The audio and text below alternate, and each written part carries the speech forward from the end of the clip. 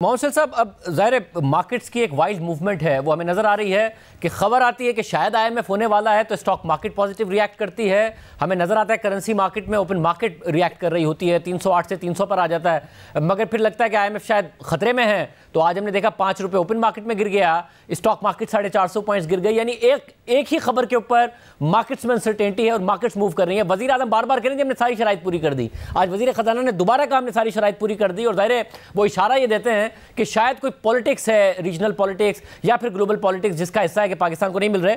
अब आज भी आईएमएफ के नुमाइंदे का बयान है कि बजट अहदाफ हमारे मुताबिक होने चाहिए, एक्सचेंज रेट आज़ादाना काम करे, फाइनेंसिंग के लिए 6 अरब डॉलर्स का फ़र्क है, उसे पूरा करना होगा। अब ये वाकई आपको लग रहा है कि हुकूमत बहुत आगे जाके कर चुकी, आईएमएफ की तरफ से मसला है, या आईएमएफ की डिमांड्स ठीक है अभी भी कि हम नहीं कर पा रहे हैं वो जो हमें करना चाहिए? लेकिन जिस तरह मैंने पहले कहा कि सबसे बड़ा मसला ही पाकिस्तान के लिए अगले साल डेट रीपेमेंट का है, डॉलर डेट रीपेमेंट का। दूसरी जानिब जो फ्लड्स का ना होना, global prices, international prices, commodity का नीचे आना और पॉलिटिकल स्टेबिलिटी, मेरे ख्याल में ये तो पॉजिटिव रोल प्ले करेंगे अगले साल। तो इसीलिए ये इतना बड़ा फैक्टर है कि इस पर जो भी डेवलपमेंट होती है उसका मार्केट रिएक्ट करती है। यूरो बॉन्ड भी प्राइस 25-30% बढ़ गई है इसी उम्मीद पे कि शायद आईएमएफ हो जाएगा। मगर पर्सनली मुझे नहीं लगता है कि अगले कोई 20-22 दिन में आईएमएफ की तीनों डिमांड्स भी पूरी होंगी। अगले 20-22 दिन में स्टाफ लेवल एग्रीमेंट भी होगा और अगले 22 दिन में आईएमएफ की बोर्ड मीटिंग भी हो जाएगी। या तो हुकूमत बिल्कुल सीरियस है और उसको आईएमएफ से इतना ही ज़रूरत है, उसके पास कोई और प्लान नहीं है, तो उसकी एक्सटेंशन ले ले। तो अगर ये एक्सटेंशन हुकूमत नहीं लेती तो बज़ाहिर लग रहा है कि ये हुकूमत जो है अपना वक्त अगस्त तक गुजार देगी और इसके बाद जो केयर टेकर गवर्नमेंट आएगी सारा मलबा उसके ऊपर जाएगा। और फिर जो करेंसी है और इंटरेस्ट रेट है और हमें लग रहा है कि वो स्टेबल हो गए हैं, उसकी रियलिटी पता चलेगी कि जब केयर टेकर हुकूमत आएगी। तो मेरे ख्याल में जो आपकी बात है वो वजह है कि ये इतना बड़ा मसला है कि जो अगर सारी अच्छी चीज़ें भी हो जाएं, सियासी इस्तेकाम भी आ जाए, फ्लड्स की वजह से एग्रीकल्चर ग्रोथ भी हो जाए और ग्लोबल कमोडिटी प्राइसेस भी नीचे हो जाए, मगर ये इतना बड़ा ख़तरा है कि ये सारे पॉजिटिव को वाइप आउट कर सकता है। हम नाज़रीन को बता दें कि जहांगीर तरीन अपनी पार्टी का ऐलान करने वाले हैं, फवाद चौधरी भी मौजूद हैं, अलीम खान भी मौजूद हैं, प्रेस कॉन्फ्रेंस के लिए वो आके बैठ रहे हैं। जैसे ही वो प्रेस कॉन्फ्रेंस शुरू करेंगे हम आपको दिखाएंगे। मैं आपका भी माइंड इस पर पॉइंट ऑफ व्यू जानना चाहूँगा। मसला हमारी तरफ से है, ये आईएमएफ वाकई बहुत सख्त हुआ है जिसका बार बार इजहार करते हैं फाइनेंस मिनिस्टर। देखें, ये प्रॉब्लम है one of confidence. It's is not just के कॉन्फिडेंस सिर्फ आईएमएफ का पाकिस्तान गवर्नमेंट के साथ, but I think generally confidence through out this entire IMF cycle. अब इस पूरे आईएमएफ साइकिल में 2018 से ये आईएमएफ का प्रोग्राम चल रहा है, 2019 से, and they have dealt with very two different governments and बहुत सारे फाइनेंस मिनिस्टर्स एज वेल। तो आई थिंक थोड़ी सी क्रेडिबिलिटी भी है यहाँ पे जो कि इशू है।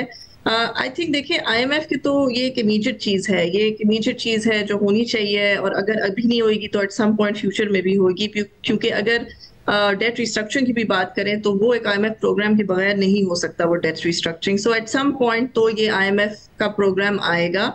लेकिन आई थिंक हमारे मसले जो हैं are beyond the dollar issue. हमें ये भी पूछना चाहिए कि हमारे डॉलर के इश्यूज क्यों रहते हैं बार बार। जरूर हमारे पास फॉरेन कर्जा है, लेकिन ये कर्जे की जो लिमिट है, आई थिंक 70-80% ऑफ जीडीपी हमारा फॉरेन डेट है, ये इतना ऊपर नहीं है। इससे आगे हमारे बहुत सारे मुल्क हैं जिनका 120-130% डेट टू जीडीपी रेशो होता है। लेकिन हमारा मुसलसल प्रॉब्लम दो चीजें रही हैं। एक है टैक्स कलेक्शन, जो कि अभी तक सिर्फ 2.5 से 3 मिलियन शायद टैक्स फाइलर्स हैं इस मुल्क में, और इस वजह से इनडायरेक्ट टैक्सेशन पे बहुत रिलायंस है। जब तक आप उन सेक्टर्स को टैक्स नेट में नहीं लेके आएंगे जो कि आज तक टैक्स नहीं हुए हैं, तो ये प्रॉब्लम जो है रेवेन्यू जनरेशन का लोकल गवर्नमेंट साइड पे हमेशा रहेगा। और दूसरी साइड पे हमारी एक्सपोर्ट कंपेटिटिवनेस, जो कि आई थिंक हमने बहुत सब्सिडीज वगैरह, अभी भी बात हो रही है सब्सिडीज की, लेकिन रियलिटी ये है इन सब्सिडीज के बगैर हमारे एक्सपोर्ट्स जो हैं वो फिर भी अनकम्पेटिटिव रह जाते हैं, क्योंकि काफी सारी इन्वेस्टमेंट्स उनमें होने की जरूरत है। तो आई थिंक ये दो मसले हैं। तो रियलिटी ये है कि अगर आईएमएफ आ भी गया through some exceptional work here, दो अंडरलाइंग प्रॉब्लम्स हैं, जब तक हम उनके साथ नहीं डील करेंगे तो हम बार बार आईएमएफ और ये डॉलर डिफिशिएंसी में पहुंचेंगे। रियलिटी तो ये है कि अगर हमारी इंटरनल इन्वेस्टमेंट जनरेशन नहीं हो रही तो हम एफडीआई को कैसे एक्सपेक्ट करें। कि जब तक हमारी अपनी कंपनीज जो हैं खुद मुल्क में इन्वेस्टमेंट नहीं करें, हमारा जो रेंट सीकिंग एटीट्यूड है वो इन्वेस्टमेंट की तरफ या कैपिटल फॉर्मेशन की तरफ ना आ जाए, तो बाहर से हम कैसे डॉलर्स एक्सपेक्ट कर सकते हैं।